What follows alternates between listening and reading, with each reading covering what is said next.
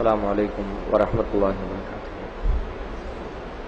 الحمد لله نحمده ونستعينه ونستغفره ونؤمن به ونتوكل عليه ونعوذ بالله من شرور أنفسنا ومن سيئات أعمالنا من يهده الله فلا مضل له ومن يضلله فلا هادي له وأشهد أن لا إله إلا الله وحده لا شريك له وأشهد أن محمدا عبده ورسوله أما بعد. கண்ணியத்திற்குரிய எல்லாம் வல்ல அல்லாஹ்வின் நல்லடியார்களே, அல்லாஹ் ரப்புல் ஆலமீன் நமக்கு வழங்கி இருக்கிற மார்க்கத்தின் கடமைகள் கட்டளைகளில் மிக முக்கியமாக அல்லாஹ் நம்மிடத்தில் எதிர்பார்க்கிற ஒரு பண்பு, அவனை சரியான முறையிலே நம்பிக்கை கொண்டு விசுவாசம் கொண்டு வாழ்வதும், அந்த விசுவாசத்திற்கு ஏற்ற அடிப்படையிலே இறை கட்டளைகளுக்கு கட்டுப்பட வேண்டும் என்ற இரண்டு பண்புகளைத்தான் அல்லாஹ் நம்மிடத்தில் அதிகமாக எதிர்பார்க்கிறார். சமிஅனா வ அதானா, நாங்கள் செவியுற்றோம் கட்டுப்பட்டோம் என்பதுதான் இறை நம்பிக்கையாளர்களுடைய செயல்பாடுகளாக இருக்க வேண்டும் என்று அல்லாஹ் தனது திருமறை வழியாக நமக்கு சொல்லித் தருகிறார். நம்முடைய வாழ்க்கையில் எத்தனையோ விதமான காரியங்களை அல்லாஹ் விதித்திருக்கிற சட்டத்திட்டங்களுக்கு கட்டுப்படாமல் அல்லது அதை மீறுகிறவர்களாக, நமது வாழ்க்கையில் கடைபிடிக்காதவர்களாக எத்தனையோ விஷயங்களில் நாம் நடந்து கொள்ள இயலும். ஆனால் நம்முடைய பலகீனத்தினால், நம்முடைய இயலாமையினால், நம்முடைய மனோ இச்சையினால், நம்முடைய பழக்க வழக்கத்தினால் அப்படிப்பட்ட செயல்பாடுகளை செய்தாலும் கூட கட்டுப்பட வேண்டும் என்ற ஒரு பண்பு, ஒரு சிந்தனை நமது உள்ளத்தில் ஆழமாக பதிந்திருந்தால் நாம் செய்யக்கூடிய தவறுகளை கூட அல்லாஹ் ரப்புல் ஆலமீன் மன்னிப்பதற்கு தயாராக இருக்கிறார். அந்த கட்டுப்பட வேண்டும் என்ற உணர்வு இல்லாமல் ஒரு அற்பமான விஷயத்தை, அல்லாஹ்வுடைய கட்டளையை நாம் மீறி நடந்தாலும் கூட அல்லாஹ் அதை மிக பாரதூரமானதாக, மிக பெரிய ஒரு பாவமாக அல்லாஹ் எடுத்துக் கொள்கிறான். மார்க்கத்திலே பெரிய பாவங்கள், சிறிய பாவங்கள் என்று நமக்கு வரையறுக்கப்பட்டிருக்கிறது. வட்டி வாங்குவது பெரிய பாவம், இணை கற்பிப்பது பெரிய பாவம், பிற உயிர்களை அநியாயமான முறையில் கொலை செய்வது பெரிய பாவம், பெற்றோர்களை நோவினை செய்வது பெரிய பாவம், பொய்யான முறையில் சாட்சி சொல்வது பெரிய பாவம் என்று பெரும் பாவங்கள் என்று நமக்கு மார்க்கத்தில் சில விஷயங்கள் பட்டியலிடப்பட்டிருக்கிறது. சின்ன சின்ன பாவங்கள் என்பதை நாம் அறிந்தே இருக்கிறோம். இந்த சின்ன சின்ன பாவங்களை கூட அல்லாஹ்விற்கு கட்டுப்பட தேவையில்லை, அல்லாஹ் சொன்னாலும் சரிதான், நான் அதை செயல்படுத்த மாட்டேன் என்ற எண்ணத்தில் சிறிய பாவமாக கருதக்கூடிய ஒரு விஷயத்தை ஒரு மனிதன் செய்தாலும் அல்லாஹ்விடத்திலே அதுவே மிகப்பெரிய பெரிய பாவமாக அல்லாஹ் எடுத்துக்கொள்வான். உதாரணமாக, ஷைத்தான் அல்லாஹ்வுக்கு செய்த பாவம் என்ன, இப்லீஸ் அல்லாஹ்வுக்கு செய்த குற்றம் என்ன என்று சொன்னால், ஆரம்பத்திலே அல்லாஹ்வுக்கு கட்டுப்பட்டவனாகத்தான் அந்த இப்லீஸ் வாழ்ந்து கொண்டிருக்கிறான். அல்லாஹ்வுடைய சபையிலே தான், மலக்குமார்களுடைய சபையிலே அவனும் ஒருவனாகத்தான் இருந்து கொண்டிருக்கிறான்.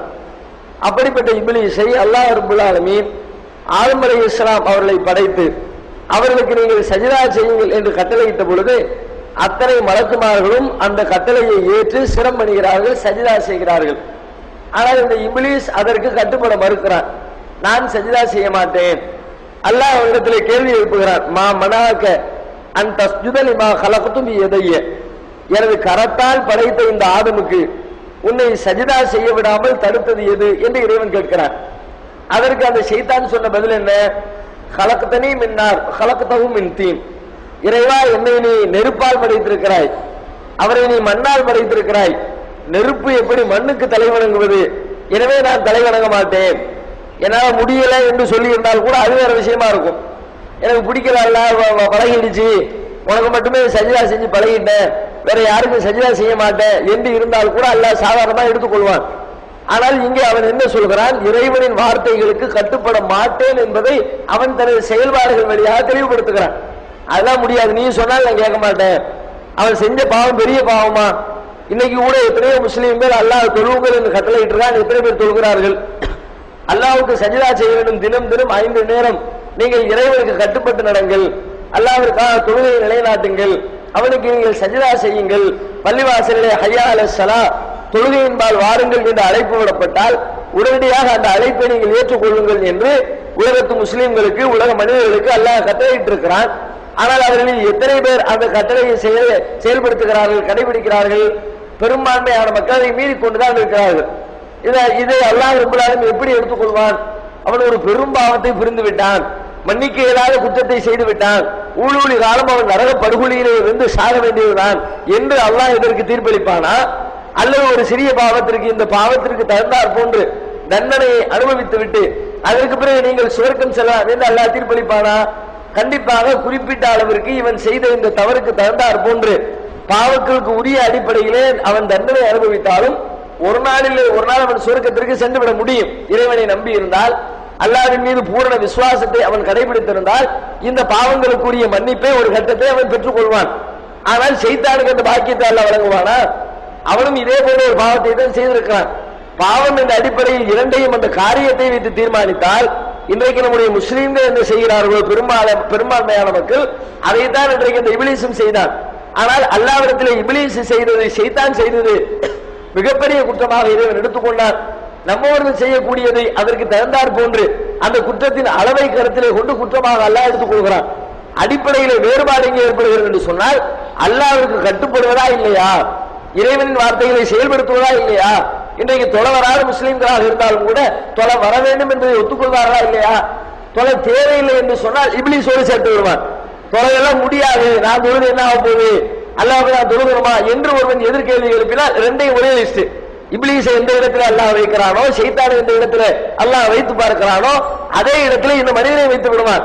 ஆனால் பெரும்பான்மையான முஸ்லீம்கள் அப்படி சொல்வதில்லை. தொலைத்தான் வேண்டும், நேரம் இல்ல, வியாபாரம் ஆயிடுச்சு, வீட்டுல குடும்ப சூழ்நிலை பழகி போச்சு, தொழுகை எடுக்கணும், இன்னொரு 10 வருஷம் போகட்டும், சம்பாதிக்க தேவை இருக்கிறது, இப்படியான ஒரு சாஞ்சாப்புகளை சொல்லிக் கொண்டுதான் தொழுகையிலிருந்து தங்களை விடுத்துக் கொள்கிறார்களே தவிர தொழ தேவையில்லை என்று சொல்லியோ தொழ மாட்டேன் என்ற வாதத்தை முன்வைத்தோ யாரும் அப்படிப்பட்ட காரியத்தை செய்வதில்லை.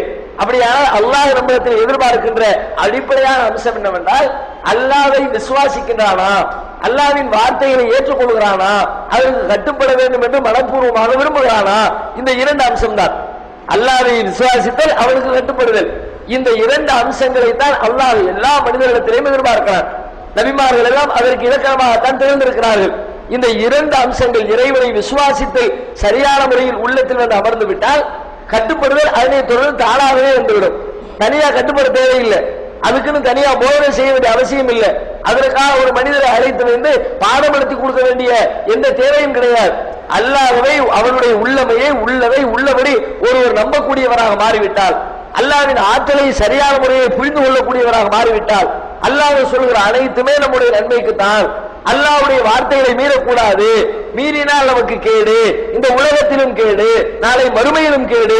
எனவே அல்லாஹ்வின் வார்த்தைகள் தான் வெற்றியை பெற்றுத் தருகிற வார்த்தை என்று ஆழமான நம்பிக்கை நமது உள்ளத்தில் பதிந்து விட்டால், அதற்கு பிறகு உலகத்திலே அதை செயல்படுத்துவதற்காக அந்த நம்பிக்கையை வாழ்க்கையிலே கடைபிடிக்க வருகிற பொழுது எத்தனை துன்பங்கள் துயரங்கள் வந்தாலும் அதெல்லாம் துயரமாகவே தெரியாது. இது துன்பம் கிடையாது, அதுதான் நமக்கு இன்பம். அல்லாஹ் சொன்னதை செஞ்சா அதனால் துன்பம் வர்ற மாதிரி தெரியுத, அப்படிதான் தெரியும். உலகத்துல எல்லாம் நம்ம மேலோட்டமா பார்த்தால் இறைவன் சொல்வதை செயல்படுத்துகிற பொழுது நிறைய துன்பங்களை சந்திப்பதை போன்று நம்முடைய பார்வைக்கு தெரிகிறது. ஏகத்துவவாதியாக நீங்கள் வாழ நினைக்கிறீர்கள், வாழ நினைத்தால் உலகத்தின் பார்வையில் வாழ்ந்துவிட முடியுமா? எளிதான காரியமா? கண்டிப்பாக கிடையாது. உலகத்தின் பார்வையிலே நிறைய சிரமங்களை நீங்கள் சந்தித்தாக வேண்டிய கட்டாயத்தில் இருக்கிறீர்கள். உங்களை ஊரை விட்டு ஒதுக்கி வைக்கிறோம் என்று சொல்வார்கள், சமூகத்திலே பகிஷ்காரம் செய்வார்கள், பொருளாதார தடை விதிப்பார்கள், நண்பர்கள் பகைவர்களாவார்கள், உறவினர்கள் எல்லாம் எதிரிகளாக மாறி போவார்கள், பல்வேறு இன்னல்களை இடையூறுகளை சமூகத்திலே கொடுக்கல் வாங்கலில் பல விதங்களில் இந்த துன்பங்களை எல்லாம் நீங்கள் சந்திக்க வேண்டிய நிர்பந்தத்திற்கு ஆளாதீர்கள். உண்மையில் இது நிர்பந்தமா, இது துன்பமா? மேலோட்டமாக பார்த்தால் இது துன்பம், ஆனால் உண்மையில் இது துன்பம் இல்லை. அல்லாஹ்வின் வார்த்தைகளை செயல்படுத்துவதற்காக இந்த காரியங்களை நான் சந்தித்தால் மிகப்பெரிய இன்பத்திற்கான முதலீடு இது. இதுவே துன்பம் கிடையாது. ஒரு நோயாளி இருக்கிறார், நோயாளிக்கு மருத்துவம் செய்யப்படுகிறது, மருத்துவம் செய்கிற நேரத்தில் ஒரு துன்பத்தை அனுபவிக்கிறார். ஒரு பெரிய கட்டி வந்துருச்சு உடம்புல, ஆபரேஷன் பண்ணி எடுக்கிறாங்க. அந்த ஆபரேஷனுடைய நோக்கம் என்ன? அவரை துன்பப்படுத்துவதா? அந்த நேரத்திலே மேலோட்டமாக பார்த்தால் துன்பம் தான் அது. ஆனால் நிஜத்திலே துன்பமா? அவருடைய எஞ்சிய காலத்திலே இன்பமாக கழிப்பதற்காக ஒரு சின்னஞ்சிறிய ஒரு சில நிமிடங்கள் ஒரு துன்பத்தை அனுபவிக்கிறார். ஒரு அரை மணி நேரம் வேதனையை பொறுத்துக் கொண்டார் என்று சொன்னார். அந்த ஆபரேஷன் செய்கிற வரைக்கும் ஏற்படக்கூடிய அந்த வலியினை பொறுத்துக் கொண்டார் என்று சொன்னால், அதற்கு பிறகு வாழ்நாள் முழுக்க அந்த கட்டியினால் ஏற்படக்கூடிய துன்பங்களிலிருந்து விடுதலை பெற்றவராக சுகமான முறையில் ஆரோக்கியமான முறையில் அவர்கள் வாழ்வை அமைத்துக் கொள்வதற்குரிய இன்பத்திற்குரிய ஏற்பாடுகள் தான் துன்பத்தை போன்று நமக்கு தெரிகிறது. நம்முடைய குழந்தைகளுக்கு மருந்துகளை கொடுக்கிறோம், மருந்து கொடுக்கிற பொழுது குழந்தைகள் துன்பப்படத்தான் செய்கிறார்கள். அதற்காக துன்பம் என்று விலகி ஓடுகிறோமா அல்லது இன்பத்திற்கான முதலீடாக புரிந்து கொள்கிறோமா? நீங்கள் ஏகத்துவத்தின் மேல் நடக்க இருக்கிற பொழுது, அல்லாஹ்வின் மார்க்கத்தை விசுவாசித்து விட்டு அதை செயல்படுத்த நீங்கள் நினைக்கிற பொழுது உலகத்திலே நீங்கள் பார்க்கிற எதுவும் துன்பம் கிடையாது. அந்த துன்பம் கிடையாதுன்னு அந்த எண்ணம் உள்ளத்துல வந்துருச்சுன்னா உலகத்துல எந்த துன்பம் வந்தாலும் இன்பமாக நீங்க நினைக்கிறீங்க. மேலோட்டமா பார்த்தா துன்பம் துன்பம் விடுவோமா? கட்டி வந்துருச்சு, கேன்சர் கட்டி வந்துருச்சு, ஆபரேஷன் பண்ணணும்னு டாக்டர் சொல்லிட்டாரு. ஆபரேஷன் பண்ணா வலிதான், வேதனை தான். ஆனா அந்த வேதனையை வேணும்னு சொல்லுமா வேண்டாம்னு சொல்லுமா? அந்த வேதனை எனக்கு வேணும். ஆபரேஷன் பண்ணும்போது வலி வருமே, அந்த வலி வரட்டும். ஆபரேஷன் பண்ணிட்டு நல்லா இருப்பல.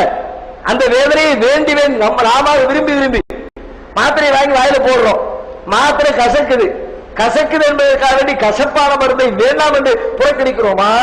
மெனக்கிட்டு நம்மளாவே வாலண்டியரா போய் மெடிக்கல் ஸ்டோர்ல போய் பார்த்து, டாக்டர் போய் பார்த்து அவர்கிட்ட பணம் கேட்டு, நீ என்னத்தைய கத்திய போட்டிய உடம்பு அரு கூறு போடு, உள்ள இருக்க வெளியே எடு, கசப்பு மருந்து கொடு, கையில போடு, வாலண்டியராக நாம முன் வந்து போய் அந்த துன்பத்தை எனக்கு தாய் என்று கேட்கிறோம்.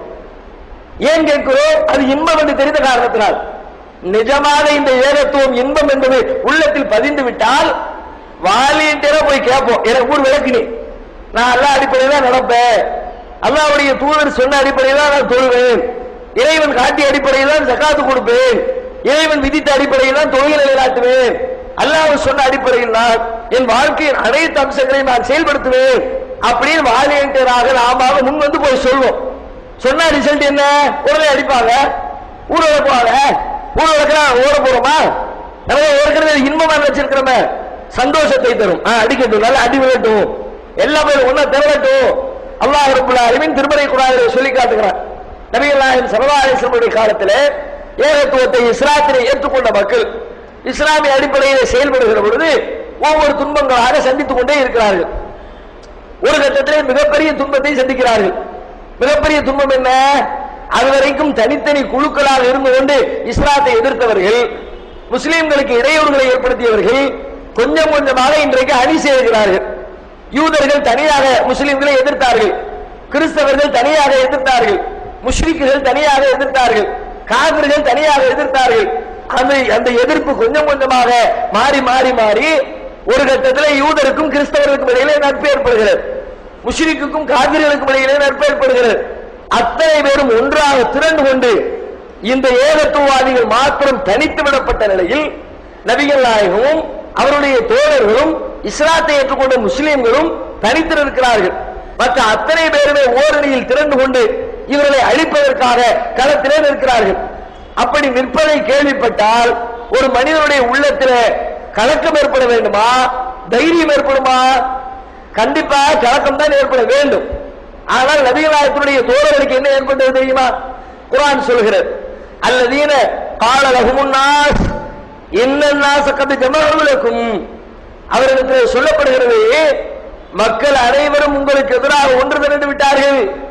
ஃபக்ஷவும் ஜாக்கிரதை, மேல ஜமாத்து சேர்ந்துருச்சு, கீழ ஜமாத்து சேர்ந்துருச்சு, அந்த கட்சி சேர்ந்துருச்சு, இந்த கட்சி சேர்ந்துருச்சு, நீ ஒருத்த மட்டும்தான் தனி சக்தியாக்க போறோம், உங்களை உண்டியில ஆக்க போறோம் பாரு, ஒருத்த மிஞ்ச மாட்ட.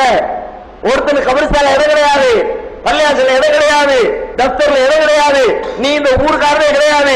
ஊரை விட்டு ஓட ஓட விரட்டி அத்தனை பேருடைய ஒத்துழைப்போடு நீங்கள் இல்லாமலாக்கப்பட போகிறீர்கள் என்று அவர்களுக்கு அறிவிப்பு செய்யப்படுகிறது. பயந்து கொள்ளுங்கள், எச்சரிக்கை, கேர்ஃபுல். யார் தெரிஞ்சுக்கிட்ட விளையாட்டு? நான் எவ்வளவு பெரிய ஆள் தெரியுமில, எவ்வளவு சீனியர் தெரியுமில, எவ்வளவு பெரிய பாரம்பரியத்திற்கு சொந்தக்காரன் தெரியுமில, ஜாக்கிரதை என்று எச்சரிக்கப்பட்டது. அந்த எச்சரிக்கையை கேட்ட முஸ்லீம்கள் என்ன சொன்னார்? என்ன நடந்தது என்று சொன்னால், ஈமானா, அது அவர்களுடைய உள்ளத்திலே இறை நம்பிக்கை அதிகப்படுத்தி விட்டது. சரிதான்பா, எல்லாம் சேர்ந்துட்டியா, வா, வெரி குட், இதான் தேவை எனக்கு. பெரிய ஆபரேஷன் போற நீ பண்ற ஆபரேஷன் நான் மூத்தா போனாலும் சரி, அந்த ஆபரேஷனுக்கு பெரிய ரிசல்ட் என்ன? மிகப்பெரிய ஆபரேஷன், மிகப்பெரிய இன்பம் இருக்கும். சின்ன சின்ன மருத்துவம் செஞ்சா சின்ன சின்ன இன்பம், அதிகமான ரிஸ்க், அதிகமான லாபம். இப்ப அதிக ரிஸ்க் எனக்கு வருது, அப்ப அதிக லாபத்தை சம்பாதிக்க போறேன். 10 கோடி ரூபாய் முதலீடு பண்ணி ஒரு வியாபாரத்தை ஒருத்தர் துவக்க நினைக்கிறார். 10,000 ரூபாய் முதலீடு பண்ணி வியாபாரத்தை துவக்க நினைக்கிறார். ரெண்டு பேருடைய நிலை என்ன? 10,000 ரூபாய் முதலீட்டுல ஆரம்பிச்சாருன்னா அடுத்த மாசம் 2,000 ரூபாய் சம்பாதிப்பார். 10,000 ரூபாய் முதலீட்டுக்கு 2,000 சம்பாதிக்கலாம், 5,000 சம்பாதிக்கலாம். 10 கோடி முதலீடு பண்ணவரு 2 கோடி சம்பாதிப்பார்ல, 3 கோடி 5 கோடி சம்பாதிப்பார்ல. இப்ப இவருக்கு என்ன முதலீடு? எனக்கு 10 கோடி முதலீடு பண்ண எல்லாரும் சேர்ந்துகிட்டல. ஒருத்தர் அடிச்சா அதுக்குரிய லாபம் தான், 2 பேர் அடிச்சா அதுக்குரிய லாபம் தான், 10 பேர் அடிச்சா அதுக்குரிய லாபம் தான். இப்ப ஊழியர்ல சேர்ந்து அடிக்கிற அடி எனக்கு லாபம் பெருசா கிடைக்க போகுது. அல்லாஹ்விடத்திலே சுவர்க்கத்திலே மிகப்பெரிய இன்பத்தை நான் பெறப்போகிறேன் என்று அந்த முதலீட்டுக்கு தகுந்தார் போன்று லாபத்தை அனுபவிப்பவர்களை போல இந்த ஏகத்துவவாதிகள் எதிர்ப்புக்கு தகுந்தார் போல, அடிக்கு தகுந்தார் போல, பிரச்சனைக்கு தகுந்தார் போல அத்தனை பேரும் கூட்டாக சேர்ந்து கொண்டு எதிர்க்கின்ற அந்த எதிர்ப்புக்கு தகுந்தார் போல மிகப்பெரிய இன்பத்தை நாம் மறுமையிலே சுகிக்க போகிறோம் என்று ஈமானா, அது அவர்களுடைய உள்ளத்தில் இறை நம்பிக்கை அதிகப்படுத்தியது. ஒகாலு, அவர்கள் சொன்னார்கள், ஹஸ்புனல்லாஹு வ நிஅமல் வக்கீல், எல்லாரும் சேர்ந்துக்க, ஆனாலும் அல்லாஹ் எங்களுக்கு போதுமானவன். வ நிஅமல் வக்கீல், பாதுகாப்பதிலே அவனே மிகச் சிறந்தவன். எங்களுக்கு கண்டிப்பா அல்லாஹ் பாதுகாப்பா, அல்லாஹ்வுடைய உதவி எங்களுக்கு இருக்கிறது. என் ரப்பு தான் இதை செய்ய சொன்னான், அவன் சொன்னதுனால தான் நான் செஞ்சேன். அவன் என்னை கைவிடுவானா? என்ன அப்படியே விட்டுருவானா? கண்டுகொள்ளா விடுவானா? என்னை ஒரு வேலைக்காக அனுப்பி வைத்தவர் அல்லாஹ். அந்த அல்லாஹ்வின் உதவி எனக்கு வரும் என்று அவர்கள் அதற்கு மறுமொழி சொன்னார்கள். நெசமா இந்த உணர்ச்சி வந்தா அல்லாஹ்வுடைய உதவியும் சேர்ந்து வரும். இந்த உணர்ச்சி வராம, இந்த சிந்தனை இல்லாம இந்த காரியத்தை செய்ய போறோம் களத்துல இறங்கி அல்லாஹ் வருவானா வரமாட்டாளா, உதவி கிடைக்குமா கிடைக்காதா, ஒன்னுத்தையும் கண்ணுக்கு முன்னாடி காணுமே, இல்ல எதிரிகள் மட்டும்தான் இருக்கிறாங்க, கண்ணுக்கு தெரிஞ்சு யோசிச்சு பார்த்தா நமக்கு உதவி செய்யறதுக்கு ஒருத்தருமே இல்லையே. போலீஸுக்கு போன் பண்ணா வருவாங்க, போலீஸ் ஸ்டேஷன்ல போன் எடுக்க மாட்டேங்கிறாங்க. அரசாங்க ஊழியர்கள் ஒத்துழைப்பு தருவார்கள், அவர்களும் நம்மை கண்டுகொள்வதில்லை. எங்க பார்த்தாலும் நம்மை அழிப்பதற்குரிய வாசல்கள் மட்டுமே திறந்து வைக்கப்பட்டிருக்கிற நிலையில் நமக்கு ஒருத்தருமே உதவிக்கு வரமாட்டார்கள் என்று நாம முடிவெடுத்து விட்டால் கண்டிப்பாக அல்லாஹ்வின் உதவி நமக்கு வரப்போவதில்லை. உங்க அறிவை கொண்டு யோசிக்கும் போது யாரும் வர்றதுக்கு வாய்ப்பில்லை. ஆனாலும் என் இறைவன் உதவி செய்வான். அப்படி நீங்க நம்புனா அந்த நம்பிக்கை அல்லாஹ் நிறைவேற்றுவான். நபிமார்களுடைய வரலாறுகளை திருமறை குர்ஆன் பல்வேறு இடங்களில் பேசுகிறது. நபி மூசா அலைஹிஸ்ஸலாம் மக்கள் அல்லாஹ்வுடைய கட்டளைக்கு ஏற்ப மூசா நபி மக்களுக்கு சொல்கிறார்கள், ஃபிரௌனிடத்தில் போய் பேசுகிறார்கள். அர்சில் மஅனா பனி இஸ்ராயீல், இஸ்ரவேலர்களை என்னோடு அனுப்பிவிடு, வலா துஅذிபுஹும், அவர்களை நீ வேதனை செய்யாதே எல்லாம் பேசுறாங்க. கடைசியில் ஒரு நாள் அல்லாஹ்வுடைய கட்டளைக்கு ஏற்பாக பனு இஸ்ரவேலர்களை அழைத்துக் கொண்டு அதிகாலை நேரத்தில் ஊரை விட்டு ஓடி அத்தனை பேரும் வெளியே புறப்பட்டு விட்டார்கள். ஓடி வந்தாச்சு. இந்த கூட்டம் ஓடி போன செய்தி ஃபிரௌனுக்கு கிடைச்சிருச்சு. அவர்கள் ஓடி முன்னால் செல்ல பின்னால் படையெடுத்து வந்து விட்டால் ஃபிரௌன். முன்னாடி கடல், தப்பிச்சு போக வழி இல்லை, பின்னாடி திரும்பி போகணும். ஃபிரௌனிடத்துல மாட்டிக்கொள்வோமே, சிக்கலில் மாட்டிக்கொண்டார்கள் நபி மூசா அலைஹிஸ்ஸலாம் அவர்களும் அவர்களுடைய தோழர்களும். இந்த நிலையில நம்ம ஒருத்தரை பார்த்தால் அவரை பற்றி என்ன நினைப்போம், என்ன முடிவு போவோம்? முடிஞ்சு போச்சு, கதை முடிஞ்சிருச்சு, கிரிக்கெட் எங்கிட்டு போய் ஓடி இருக்கான் பாரு, அந்த ரூட்ல போயிருக்க முதல்ல அப்படி போனாம அப்படியே அந்த ரோட்டை கிழக்கு கடற்கரை சாலையை பிடிச்சி நேர சென்னையில போய் சேர்ந்திருக்கலாமே, வேற வழி தெரியாம எங்கிட்ட வந்து மாட்டி முட்டிச்சந்துக்குள்ள மாட்டிக்கிட்டானே, தப்பிக்க முடியாது. இந்த எண்ணத்திற்கு தான் அத்தனை பேரும் வருவோம். மேல நடந்து ஒருத்தர் பார்க்கிறான்னு வச்சுக்கோங்க, யாரே ஒரு ஆளை துரத்திக்கிட்டு ஓடி வர்றாங்க. ஓடி வரும்போது நீங்க மேல மொட்டை மாடியில் நிக்கிறீங்க, அங்கிட்டு ஓடுறாரு, இங்கிட்டு ஓடுறாரு, இங்கிட்டு ஓடுறாரு, இங்கிட்டு ஓடுறாரு, திடீர்னு ஒரு முட்டுச்சந்துக்குள்ள ஓடிட்டேன். பாக்குற நீங்க என்ன சொல்லுவீங்க? அடப்பாடி இங்கிட்டு வந்துட்டாங்க, பக்கத்துல அந்த ரோடு இருந்துச்சு, அங்கிட்டு போயிருக்க கூடாது, தப்பிச்சிருப்பாரு நீங்க சொல்வீங்களே. அதே நிலையில் தான் பனு இஸ்ரவேலரும் இருக்கிறார்கள். அவங்க சொல்றாங்க மூசா நபியை பார்த்து, யா மூசா, வசமா மாட்டிக்கிட்டோமே, எல்லாம் இப்படி ஒண்ணு சிக்கல தைக்க விட்டுட்டீங்களே, வசமா மாட்டிக்கொண்டோமே என்று பனு இஸ்ரவேலர் சொல்கிறார்கள். அதற்கு மூசா அலைஹிஸ்ஸலாம் சொன்ன பதில் என்ன? கல்லா இந்த மாய ரப்பி செய்து, இல்லை, என் இறைவன் என்னோடு இருக்கிறான், அவன் எனக்கு வழிகாட்டுவான். அல்லாஹ் சொல்ல போய்தான் நான் ஓடி வந்தேன், நானாக என்னுடைய சுய புத்தியில ஓடி வந்தேன். இறைவன் சொன்ன கட்டளையை நிறைவேற்ற வேண்டும் என்ற எண்ணத்தோடு நான் புறப்பட்டு வந்திருக்கிறேன். கண்டிப்பாக என் இறைவன் எனக்கு வழிகாட்டுவான், அல்லாஹ்வுடைய உதவி எனக்கு கன்ஃபார்ம். ஆனா அந்த நிமிஷத்துல அப்படி சொல்ல முடியுமா? மனித அறிவை கொண்டு யோசிச்சா சொல்லவே முடியாது. அது எப்படி வரும்? ஏதாவது வாய்ப்பு இருக்கணும்ல, சான்ஸ் இருக்குதா? தப்பிச்சு போறதுக்கு முன்னாடி ஒரு 2-3 படகு கிடந்தா கூட சரி, கப்பலை படகுல ஏறி தப்பிச்சு போறதுக்கு வாய்ப்பு இருக்குன்னு சொல்லலாம். பக்கத்துல வேற ஏதாவது ஒரு வழி இருந்தாலும் கூட அந்த வழியில புகுந்து அடுத்த ஊருக்கு எஸ்கேப் ஆகி விடலாம் என்று சொல்லலாம். முன்னாடி போனாலும் சாவு, பின்னாடி போனாலும் சாவு, சாவை தவிர வேறு வழி இல்லை என்ற நிலையிலே இருக்கிற மூசா அலைஹிஸ்ஸலாம் அறிவை கொண்டு யோசித்தார். உலகத்தில் எந்த பெரிய அறிவாளியை கொண்டு நிப்பாட்டினாலும் அவர் சொல்லக்கூடிய தீர்ப்பு அதுதான். அவ்வளவுதான், முடிஞ்சிருச்சு. ஃபிரௌன் கையில மாட்டிட்டாங்க, எந்திக்க முடியாது, தப்பிக்க இயலாது, அவங்களுடைய வாழ்க்கை முடிந்தது என்றுதான் உலகத்தில் இருக்கிற அத்தனை அறிவாளிகளும் தீர்ப்பளிப்பார்கள். அப்படிப்பட்ட நேரத்தில் மூசா நபியினுடைய உள்ளம் அளித்த தீர்ப்பு என்ன? என் இறைவன் என்னோடு இருக்கிறான், அவன் எனக்கு வழிகாட்டுவான், அல்லாஹ்வுடைய உதவி எனக்கு உண்டு என்று மூசா நபி சொன்னார்கள். அந்த நம்பிக்கைக்கு ஏற்ப அல்லாஹ்வும் அவர்களை பாதுகாக்கிறான். நினைச்சு பார்க்க முடியாத விதத்துல ஒரு பெரிய அற்புதத்தை நிகழ்த்தி காட்டி கடலையை 2ஆக பிளக்க செய்து, மூசா நீங்க போங்க, உங்க சமூகத்தாரை கூட்டிக் கொண்டு அழைத்துக் கொண்டு செல்லுங்கள். அப்படியே ஒரு வெட்ட வெளி மாதிரி கடல் மாறுகிறது. மூசா அலைஹிஸ்ஸலாம் அங்கிருந்து புறப்பட்டு அப்படியே தப்பிச்சு வெளியே இருக்கிறார்கள். இப்படி ஒவ்வொரு நபிமார்களுடைய வாழ்க்கையிலும் ஒரு மிகப்பெரிய அற்புதத்தை அவர்கள் சந்தித்தார்கள். எதனால் சந்தித்தார்கள்? அல்லாஹ் மேல வச்ச விசுவாசம் தான். அல்லாஹ் காப்பாற்றுவான். என் அறிவு சொல்லுது காப்பாற்ற முடியாதுன்னு, உலகம் சொல்கிறது காப்பாற்ற முடியாது என்று.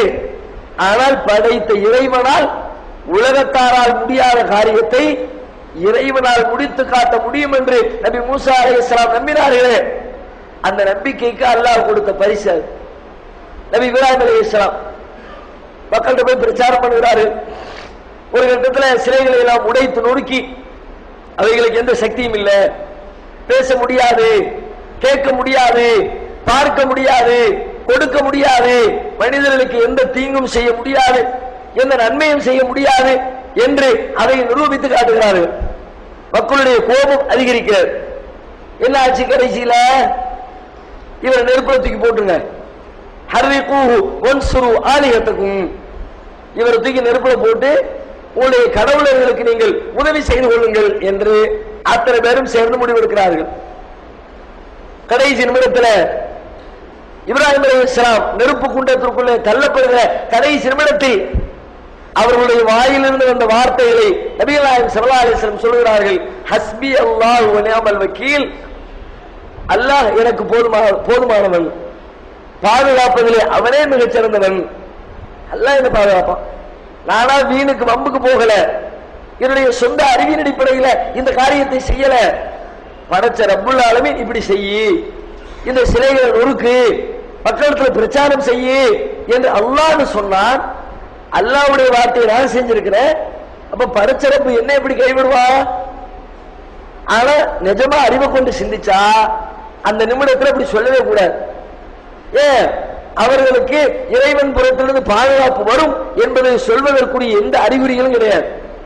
ஒரு அரசாங்கம் கிடையாது, ஒரு காவல்துறை கிடையாது, ஒரு நீதிமன்றம் கிடையாது, அக்கம் பக்கத்தில் இவர்களுக்கு ஆதரவாக குரல் கொடுப்பதற்கு எந்த மனிதனும் கிடையாது. அங்கிருக்கிற மன்னரிடத்துல இப்ராஹிம் நபிக்கு எந்த செல்வாக்கும் கிடையாது. அப்ப அவர்கள் எடுத்த முடிவின் அடிப்படையில் கண்டிப்பாக நம்மை நெருப்பிலே போட்டு பொசுக்கி விடுவார்கள். அதுதான் இன்னைக்கு எந்த மனிதனும் தீர்ப்பளிக்கக்கூடிய நிலை.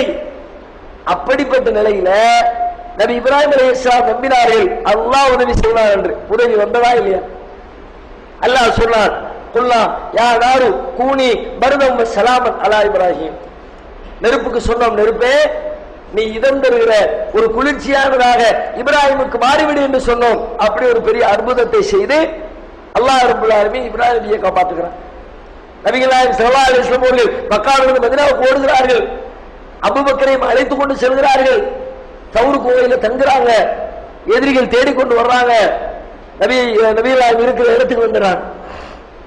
கீழே உட்கார்ந்து இருக்கிறாங்க 2 பேரும். பக்கத்துல மலை குன்றின் மேல எதிரிகள் இருக்கிறார்கள்.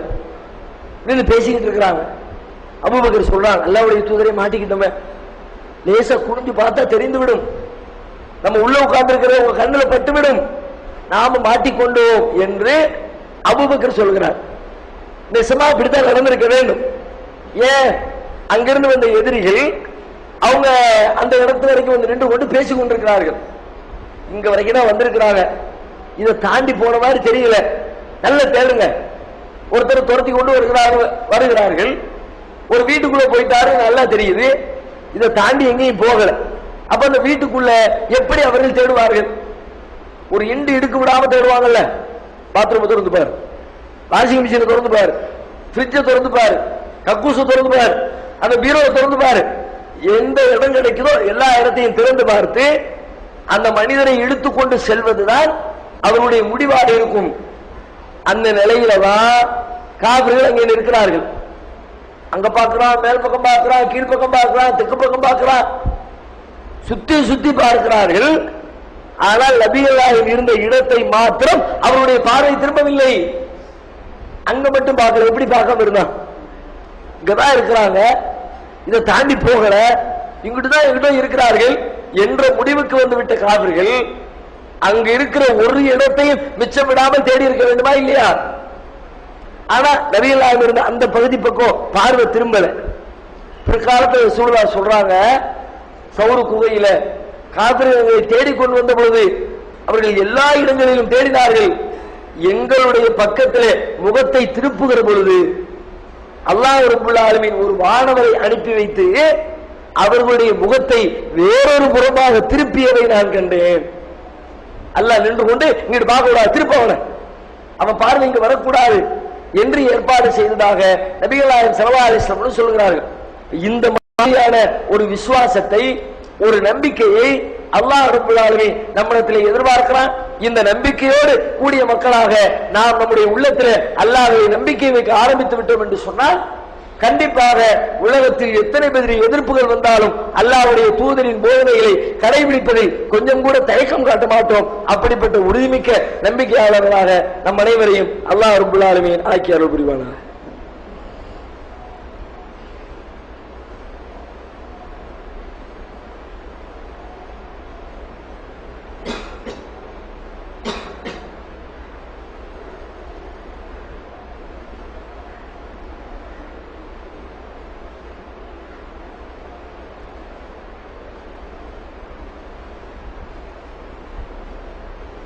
அல்ஹம்துலில்லாஹி ரப்பில் ஆலமீன் வஸ்ஸலாத்து வஸ்ஸலாமு அலா காத்திமில் அன்பியாஇ வல் முர்சலீன். அன்பிற்குரிய சகோதரர்களே, அல்லாஹ்வுடைய மார்க்கத்தின் கடமைகளை, கட்டளைகளை நாம் செயல்படுத்துகிற பொழுது கண்டிப்பாக அது நன்மையில் தான் முடியுமே தவிர கடுகளவிற்கு கூட அதனால் எந்த துன்பத்தையும் ஒரு பெரிய துயரத்தையும் நாம் சந்தித்துவிடப் போவதில்லை. இறை கட்டளைகள் அனைத்துமே மனிதர்களின் வெற்றிக்காக வழங்கப்பட்டவைதான் என்பதை ஒவ்வொரு முஸ்லிமும் சரியான முறையிலே நம்பிக்கை கொள்ள வேண்டும் என்பதையும், அவ்வாறு நம்பிக்கை கொண்டால் அல்லாஹ்வுடைய உதவி இக்கட்டான சூழ்நிலைகளில் நமக்கு வந்து சேரும் என்பதையும் கடந்த காலத்திலே வாழ்ந்த நபிமார்களுடைய வரலாறுகள் வழியாக நாம் தெரிந்து கொள்கிறோம். நபி மூசா நபியினுடைய வரலாறு, இப்ராஹிம் அலைஹிஸ்ஸலாத்தின் வரலாறு, நபிகள் நாயகம் சௌரு குகையிலே இருந்த வரலாறு, இவைகள் அனைத்தும் நமக்கு சொல்லித் தருகிற பாடமும் அதுதான். இக்கட்டிலே மாட்டிக்கொண்டோம் என்று நீங்கள் கவலைப்பட தேவையில்லை.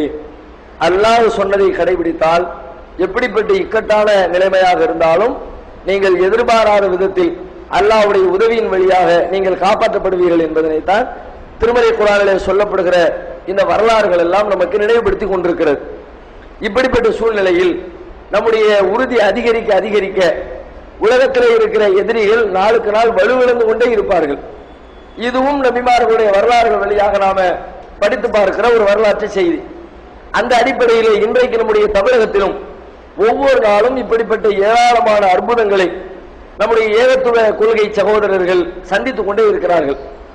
அதனுடைய ஒரு கட்டமாக எதிரிகளுடைய கை நாளுக்கு நாள் பலவீனம் அடைந்து கொண்டே இருக்கிறது என்பதை நிரூபிக்கிற விதமாக நமது ஊரிலே போடப்பட்ட ஒரு தீர்மானமும் அதை மெய்ப்பித்துக் கொண்டிருக்கிறது.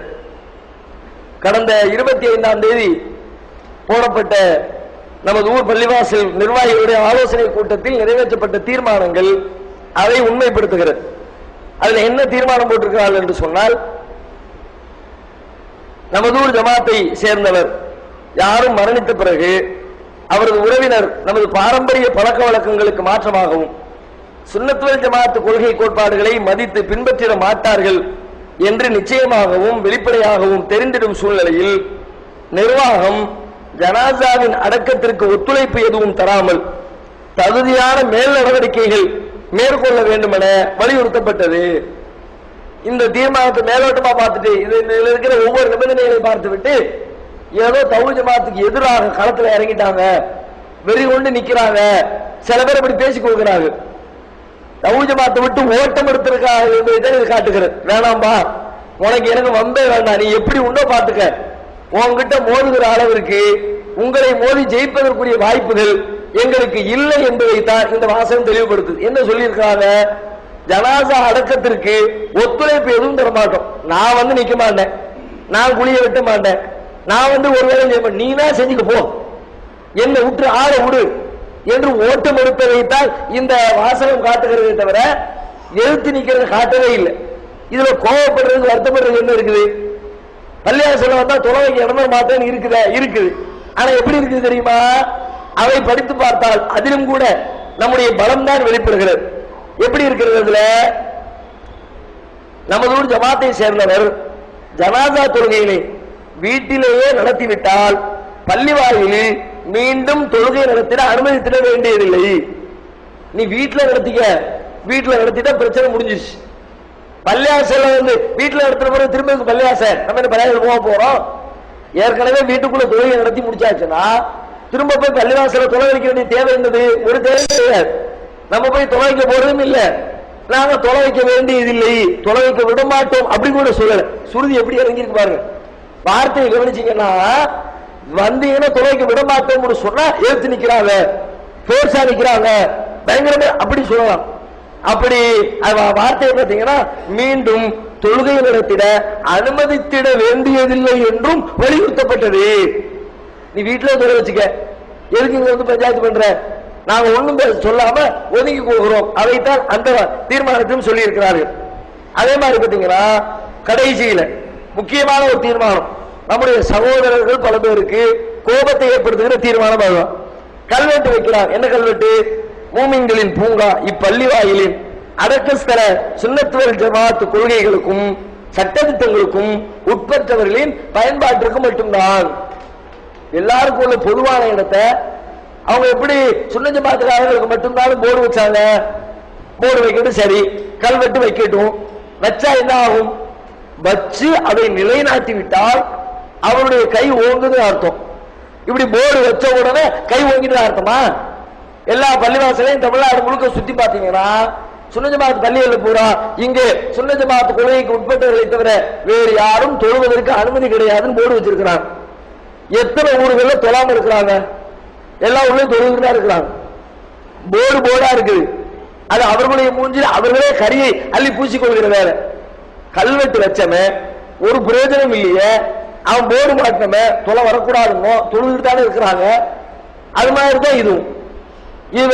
இந்த பயன்பாடு சுன்னத் ஜமாத் மக்களுக்கு மட்டும்தான் போட்டதுக்கு பிறகு நம்ம யாரும் அடக்கம் பண்ண முடியாம போயிட போதா? கண்டிப்பா அப்படி நடக்க போறதே இல்லை. அப்படிப்பட்ட அதிகாரம் இந்த நாட்டில் அவர்களுக்கு வழங்கப்படவும் இல்லை. ஏன்னா பள்ளிவாசல் பொது சொத்து, அது பள்ளிவாசல் கபர்ஸ்தான் பொதுவான இடம், அத்தனை பேருக்கும் பாத்தியப்பட்டது. அனைவருக்கும் பாத்தியப்பட்ட ஒரு இடத்துல இருந்து கொண்டு அது தரமாட்டோம்னு சொல்றதுக்கு யாருக்கு ரைட்ஸ் கிடையாது. எத்தனையோ ஊர்ல அப்படிதான் சொன்னான். விவரம் தெரியாம சொல்லி என்னமோ அவங்க கையில நிர்வாகம் இருக்கிறது சொன்ன உடனே மொத்த ஊருமே அவங்க கண்ட்ரோல் தான், முதலமைச்சரே அவங்க தான், பிரதமரே அவங்க தான் என்ற ரீதியில அடக்கம் செய்ய விடமாட்டோம் என்று சொன்னவர்களுக்கெல்லாம் அரசாங்கத்தின் பாதுகாப்போடு காவல்துறை ஒத்துழைப்போடு அதை பல இடங்களில் நிரூபித்து காட்டியதற்கு பிறகு இன்றைக்கு நிலைமை என்ன? மையத்து விழுந்துருச்சா, இந்த அப்படி சாவியை வச்சுக்க, நீயே துறை வச்சுக்க, சந்துக்க தூக்கிக்க, குழிய வெட்டிக்க, அடக்கம் பண்ணிக்க, உள்ள வச்சு மூடிக்க, ஆளை விட்டா சரி என்று ஓட்டம் எடுத்திருக்கிறார்கள். உங்க ஊருக்கு மட்டும் தனியா விதிவிலக்கா? இதுல பாகிஸ்தான்ல இருக்குது, இந்தியாவுக்கு அப்பாற்பட்டு வேற ஏதாவது கண்டத்தில் இருக்கிறதா? இந்திய சட்டத்திற்கு உட்பட்டவர்கள் எந்த ஜமாத்தா இருந்தாலும் சரி, எந்த நிர்வாகமா இருந்தாலும் சரி, சும்மா பேருக்கு அவருடைய மனசாந்திக்கு அந்த அரிப்பை தீர்த்து கொள்வதற்கு வேண்டுமானால் போர்டு வச்சுட்டோம்ல காட்டலாம். போர்டு வச்சு அந்த புண்ணியம் இல்லை. அதனால அவர்கள் சாதிக்க போகின்ற காரியம் எதுவுமே இல்லை. நாம வழக்கம் போல எல்லா காரியங்களையும் செய்யத்தான் போகிறோம்.